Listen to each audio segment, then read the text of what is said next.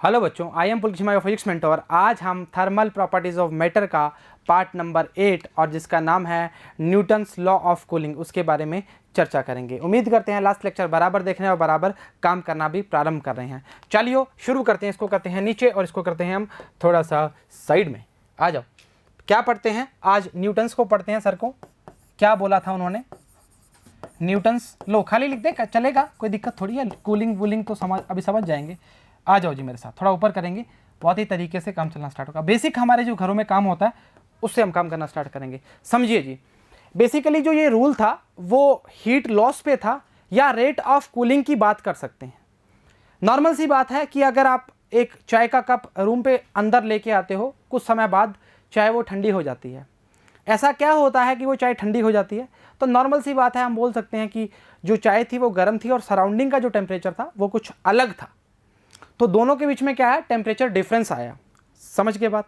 मतलब चाय की प्याली गर्म थी, एक गर्म की चाय की प्याली, और सराउंडिंग का टेम्परेचर दोनों का डिफरेंस था। इस कारण वो क्या हो गए, उनके बीच में इंटरचेंज हो गया हीट का, ऐसा बोल सकते हैं। तो अगर बेसिकली सीधा बोले, rate of heat loss proportional, ध्यान रखना जी, rate of heat loss proportional क्या बोलेंगे? Temperature difference. अभी देखो आइसक्रीम का एग्जांपल भी लेंगे बहुत ही तगड़े तरीके से, समझिए पर एक बार, ठीक है? या इसको बोल सकते हैं रेट ऑफ कूलिंग, ठीक है? अरे कोई चाय ठंडी होगी तो कूलिंग की ही बात करेंगे ना, काय दिक्कत कर रहा है? अच्छा आजा, अगर मैं बोलूं डी क्यू अपॉन में D T per unit time proportional T minus T not, अगर इन दोनों में दिक्कत करोगे, ये टेम्परेचर की बात कर रहा है, T is the body temperature, अरे चाय की कप की बात कर रहे हैं, और T not is the surrounding temperature.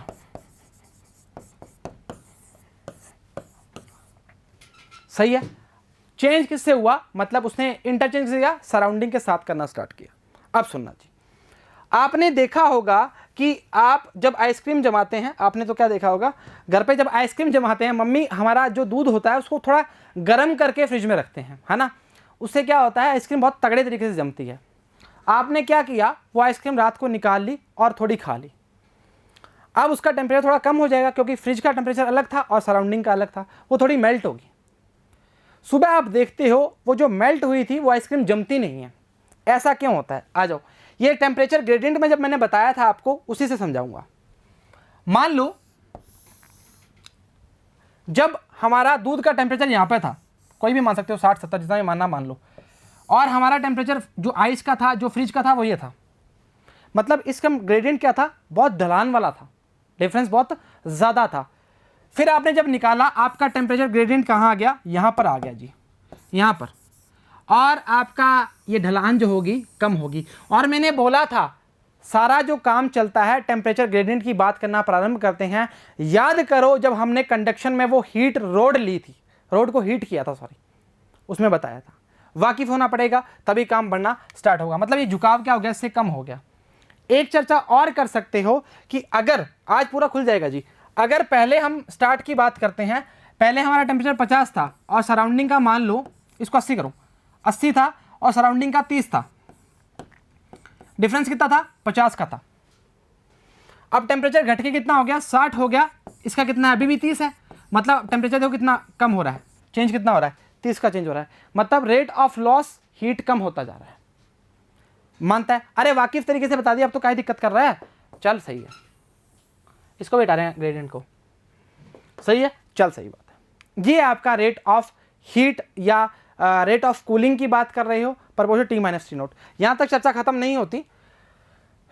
D Q upon D T, ये माइनस लगाया, अब इसमें नहीं लगाया, सीधा बताया था, बराबर में K T minus T naught. अब माइनस का साइन, नेगेटिव साइन क्या इंडिकेट कर रहा है? तो negative sign indicate that heat loss. अरे हीट लॉस ही कोई आजा, कहाँ दिक्कत कर रहा है? अगर कब से पानी कब से जो भाप निकलनी स्टार्ट हो रही है, हीट का लॉस ही तो हो रहा है। तो हीट जब लॉस करेगी तो क्या यूज़ करेंगे? माइनस का यूज़ करेंगे। सही बात है, सही चर्चा है। के कांस्टेंट की बात करना प्रारंभ करता है, और अगर हम के चेंज भी होता रहता है कि मान लो आप किसी भी चाय को कप में लेके आ रहे हो, फिर आप उसी चाय को आप प्याली में लेके आ रहे हो, मतलब प्लेट में लेके आ रहे हो, मतलब आपका एरिया ज़्यादा कर दिया, तो आपकी चाय का लॉस जो होगा जल्दी तरीके से ठंडी होनी स्टार्ट हो जाएगी, हीट का लॉस, सॉरी, सही चर्चा है, मतलब एरिया का फर्क पड़ता है। अच्छा आ जाओ, अब इसके एक्सप्रेशन की बात करेंगे, यहीं पर खोल के रख देंगे सारा काम, और आगे फिर थ्योरी पढ़ेंगे और न्यूमेरिकल करना स्टार्ट करेंगे। चलो आ जाओ, क्या बोला है, आ जाओ, क्या बोला है, D Q upon D T के टी माइनस टी नॉट। ध्यान रखना जी, यहां पे दिक्कत मत करना, T is the body temperature, T not is the surrounding temperature, सही चर्चा है, चल सही बात है। अब इसको मैं स्पेसिफिक हीट से डिनोट करके बताता हूं, एम सी डी टी, अरे काहे दिक्कत कर रहे हो, M C D T equal to D Q from specific heat, F I C, specific heat से, D Q equal to heat की बात करते हैं, M mass of the body, C क्या है, स्पेसिफिक हीट, डी टी उस temperature की बात करना प्रारंभ करता है। 1 डिग्री 1 मोल की बात भी करी है और 1 किलोग्राम की भी बात करी हुई है, ठीक है। चलो आओ, इस फॉर्म को इस तरह लिख सकता हूं, डी क्यू अपॉन में डी टी स्मॉल वाला, M C D T upon D T, छोटा डी टी का दोनों तरफ हमने क्या कर दिया, डिवाइड कर दिया। अब मेरे को बता, D Q upon D T की जगह ये वैल्यू पुट हो सकती है, बिल्कुल हो सकती है, आजा। एम और सी दोनों कांस्टेंट है, ध्यान रखना जी, इस चीज में तकलीफ मत करना। हाँ क्या बोला है, माइनस का M C D T upon D T बराबर में K T minus T not, सही है, माइनस लगा दिया, सही चर्चा।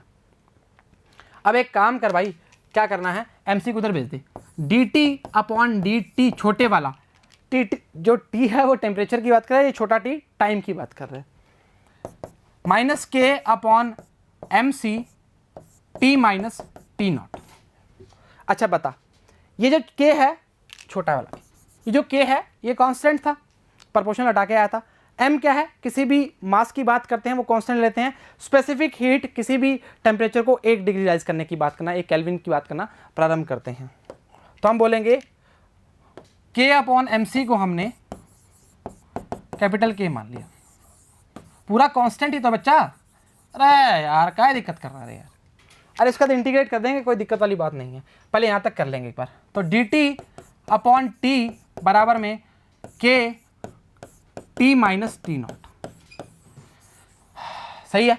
अब कुछ भी नहीं करना, के डी टी को इधर भेज देंगे, इसको इधर ले आएंगे, क्योंकि ये टेम्परेचर है, ये भी टेम्परेचर है, ये टाइम है, ये टाइम है, दोनों तरफ इंटीग्रेट कर देंगे। तो डी टी अपॉन में टी माइनस टी नॉट के डी टी, ज़रूरी है करना पड़ेगा भाई, नहीं तो दिक्कत करेगा, माइनस के कहाँ उठ गया भाई, हाँ ये फॉर्म आपके पास, इसका तो इंटीग्रेट करेंगे, उसके लिए इंतजार कीजिए, आगे भी करवाया हुआ यहाँ भी करवा देंगे, पर पहले पढ़ना स्टार्ट करेंगे, एक बार बताएंगे वापस से चर्चा को, ताकि दिक्कत परेशानी दुविधा नहीं आनी चाहिए जी। क्या बोला है न्यूटन सर ने, क्या बोला था कि किसी भी बॉडी की हीट लॉस जो होती है या रेट ऑफ कूलिंग की बात करते हैं, वो किसकी बात करता है, टेम्परेचर डिफरेंस की बात करता है। टेम्परेचर डिफरेंस क्या होता है, T minus T not, body का टेम्परेचर माइनस सराउंडिंग का टेम्परेचर। आप घर की प्याली की बात कर सकते हैं, नहीं तो आज आइसक्रीम जमा के देखो और रात को खा के देखो, और सुबह पता लग जाए क्या होगा, मतलब मेल्ट होगी, वो पूरी जमेगी नहीं, और मम्मी के साथ में एक बढ़िया आशीर्वाद भी मिलेगा। आ जाओ, D Q upon D T proportional क्या है, टी माइनस टी नॉट की बात करेंगे, और T is the body temperature, T not is the surrounding temperature. फिर D Q upon D T heat loss की बात कर रहा है, हीट लॉस का मतलब नेगेटिव साइन आया, कभी चीज लॉस की बात करते हैं तो नेगेटिव साइन को यूज करते हैं। के टी माइनस टी नॉट की बात करता है, M C D T equals to D Q, we note that specific heat किसी भी टेम्परेचर को 1 डिग्री या 1 केल्विन राइज करने के लिए हम जो टर्म को यूज करते हैं, D Q equals to M C D T की बात करते हैं। फॉर्म को रखा और उसके बाद हमने वैल्यूज़ को सिर्फ शफल किया और कुछ भी नहीं किया। अभी इसके बाद वैल्यू करेंगे, अभी T minus T not log लेके काम बनना स्टार्ट होगा, पहले हम थ्योरी की बात कर लेते हैं जी। थोड़ा नीचे करें, कहाँ गया ये रहा, बोला है Newton law, state that the rate of cooling और rate of loss of heat, मतलब कितनी हीट का लॉस हो रहा है, of body is directly proportional to क्या आएगा, temperature difference between the body and the surrounding की बात करेगा, provided the temperature difference is small. अब ऐसा नहीं है कि बहुत ज़्यादा, तो वो तो पता ही है जी, ऐसा थोड़ी एकदम ठंडी हो जाती है, चाय को भी वक्त लगता है ठंडा होने के लिए, उतना जल्दी से ठंडा नहीं होता। आप बोलो कि सर 4 AC चला दो फिर तो ठंडी होगी ना भाई, रूम का टेम्परेचर कुछ और ही होगा, फ्रिज के बराबर कर दोगे तो। हाँ सही बात। मैथमेटिकल टर्म्स हैं, इसको थोड़ा सा पढ़ना ज़रूरी है क्योंकि बच्चे टी और छोटे टी में दिक्कत करते हैं, इसलिए बताया है जी। एक हॉट बॉडी है जिसका टेम्परेचर क्या है, टी है, मतलब हमने बॉडी का टी माना था फिर माइनस टी नॉट माना था। हो सकता है आपको T1 माइनस T2 करके भी बता सकते हैं, कोई दिक्कत नहीं है उससे। T1 is the body temperature, T2 is the surrounding temperature. T naught be the temperature of its surrounding की बात करेंगे, according to Newton's law of cooling की बात करेंगे। क्या होगा, rate of loss of heat proportional क्या आएगा, temperature difference between body and surrounding की बात करेगा। इससे वाकिफ हो, अरे यही मेन लो है यार, काहे दिक्कत कर रहा है, उसका तो चर्चाएं हैं। देख क्या आएगा, माइनस dq अपॉन dt के टी माइनस टी नॉट, के क्या है, छोटे वाला लिया है। के is the proportionally corresponding depending upon the, बोला था ना, एरिया पे डिपेंड करेगा, नेचर पे डिपेंड करेगा और सरफेस ऑफ द बॉडी पे डिपेंड करेगा। देख सरफेस ऑफ द बॉडी क्यों बोला है, एक स्टील का गिलास ले, एक कांच का गिलास ले, फ़र्क पड़ जाएगा ना। स्टील ज़्यादा क्या करेगा, कंडक्शन का काम करना स्टार्ट करेगा एज़ कम्पेयर टू कांच की बात करेंगे, इसलिए सरफेस की बात करिए। एरिया की बात तो मैंने आपको प्लेट से समझा ही दी। नेचर तो आप समझते ही हो कि जब सर्दियों की बात करते हैं तब चाय जल्दी ठंडी हो जाती है और गर्मियों में एज़ कम्पेयर टू कम जल्दी ठंडी होती है, बस इतना सा फ़र्क है, क्या दिक्कत कर रहे हो। अब स्पेसिफिक हीट के लिए बात की है, M C is the specific heat की बात कर रहा है। बॉडी टेम्परेचर T है, corresponding to the temperature body falls with small amount in dt। तो dq इक्वल्स टू क्या आएगा, mc डेल्टा t, कुछ नहीं है, अमाउंट ऑफ हीट लॉस की ही बात कर रहा है। उसके बाद जो शफलिंग करी है dq upon dt, mc dt upon dt, क्योंकि dt का दोनों तरफ क्या कर दिया, मल्टीप्लाई कर दिया। सही है, इस फॉर्म को तोड़ के यहाँ लिख दिया, अरे फॉर्म को तोड़ के मतलब इस फॉर्म को उठा के यहाँ रख दिया, इसके बराबर वापस वही लिखा के dt अपॉन dt, ये वैल्यू आज कैपिटल के इसको पूरे को कांस्टेंट मान लिया, है ही कांस्टेंट भाई, के कांस्टेंट है, प्रोपोर्शनली कांस्टेंट है, m किसी भी बॉडी के मास की बात कर रहे हैं, c स्पेसिफिक हीट की बात कर रहे हैं। Where K mc is the another constant, negative sign indicate that the time passes temperature of body decreases. जितना टाइम बढ़ता जाएगा हीट लॉस ज़्यादा होता जाएगा, मतलब हीट लॉस होता जाएगा, ज़्यादा नहीं बोल सकते, हीट लॉस होता जाएगा, बस इतना सा बोल देंगे। ठीक है, चलो जी, अब इसके बाद सिर्फ इंटीग्रेशन है, वो मैं आपको बता देता हूँ, यहीं पे बता दूँ क्या, नहीं रहे इधर क्यों बता देता हूँ, इधर यस इसको इधर कर दो। dt, अरे फील आएगा बेटा, काहे दिक्कत कर रहा है, बताने में सीधा बता देता, काहे दिक्कत कर रहा है, माइनस के dt, यह आ जाएगा log base e t minus T not minus के टी प्लस सी। लगाना चाह रहे तो लगा दो, नहीं तो कोई दिक्कत वाली बात नहीं है जी, लगा दो रे यार, दिक्कत करोगे तो t माइनस टी नॉट क्या आएगा, e की पावर माइनस के टी प्लस सी लिख दूँ, अरे पूरे पे आएगा ना तो e की पावर, दिक्कत नहीं करेंगे, सही बात है। अरे टी नॉट है ये, ठीक है भाई, ये क्या कर, अरे भाई क्यों कर रहा है ऐसे, ठीक है, t माइनस टी नॉट, और इस फॉर्म को ऐसे भी लिख सकते हो, t बराबर में टी नॉट प्लस ई की पावर माइनस के टी प्लस सी। सही चर्चा है, चलो ठीक बात है, सही चर्चा है, यही आपकी फॉर्म है। आप चाहते हो तो माइनस के ई की बार माइनस के टी, ई की बार सी लिख सकते हो, बेस सेम है तो एवरेज जुड़ जाती हैं, कोई दिक्कत उससे परेशानी नहीं आएगी। This is your temperature loss की बात कर रहा है या टेम्परेचर की बात कर रहा है। ये आपका किसका टेम्परेचर था, बॉडी का टेम्परेचर की बात कर रहा है। T not is the surrounding temperature, चर्चा से वाकिफ रहना। अब आपको 1 2 3 और इसके आगे वाली भी 4 बनाई होंगी, जितनी भी इक्वेशन बनेंगी वो इक्वेशन क्या है आपकी, कौन सी है, ये वाली इक्वेशन है, ठीक है। T equals to T not plus C E की पावर माइनस के टी, वो सी को बेस मान के कैपिटल सी मान लिया, कोई फर्क नहीं पड़ता उससे। वही देखो C is the constant of integration, C E की पावर सी की बात कर रहा है, उससे फर्क नहीं पड़ता। आपको ये याद रखना है, T equals to T not plus C E की पावर माइनस के टी की बात करना प्रारंभ करना है। चर्चा से वाकिफ हो, कुछ भी दिक्कत नहीं करनी चाहिए। 1 2 3 4 and 4 are the different mathematical representation Newton's law of cooling की बात करता है। यहाँ तक कोई दिक्कत करोगे तो दिक्कत आपको हो जाएगी। आसान चीज़ है, मुश्किल नहीं है, जितना मुश्किल बनाओगे बन जाएगी, पर आसान चीज़ है, कुछ भी नहीं है। मेन जो लॉ है वो यही है, रेट ऑफ हीट जो है, लॉस ऑफ हीट की बात करेंगे, वो प्रोपोर्शनल क्या है, टेम्परेचर डिफरेंस की बात करना प्रारंभ करता है। इतना सा लो है और मेरे को लगता नहीं कोई दिक्कत करोगे, ठीक है। इतना सा पार्ट था, आपको पूरा इंटीग्रेट करके बता दिया, वहाँ नहीं बता तो बहुत दिक्कत हो जाती, इसलिए यहाँ बता दिया। किया कुछ भी नहीं, इधर उधर शफल किया और काम करना प्रारंभ कर दिया जी। न्यूमेरिकल पे चलते हैं जी। एक ही न्यूमेरिकल लिया है, एक से ही काम चल जाएगा जी। बोला है एक body cools in 7 minute from 60 to 40। पहले 7 मिनट में टेम्परेचर पहला कितना था बॉडी का 60, फिर कितना हो गया 40 हो गया, ऊपर नहीं नीचे जाओ, सही है। अब वो बोल रहा है व्हाट विल टेम्परेचर आफ्टर, अब 7 मिनट बाद उसका टेम्परेचर क्या होगा। The temperature of surrounding 10 degree, assume that the Newton's law of cooling holds good through out. मतलब टेम्परेचर में जो चेंज होगा वो स्मॉल की बात कर रहा है, तभी न्यूटन्स लॉ की बात करना प्रारंभ करेंगे। फॉर्मूला लगाते हैं पहले, MC T1 + T2 upon T के T1 - T2 अपॉन 2, अरे ये उल्टा लिख दिया ना, काहे दिक्कत कर रहे हो। T1 - T2, हाँ T1 + T2 - T0, अरे वो इसे शफल हो गया था, मेरे को ध्यान नहीं रहा, ठीक है।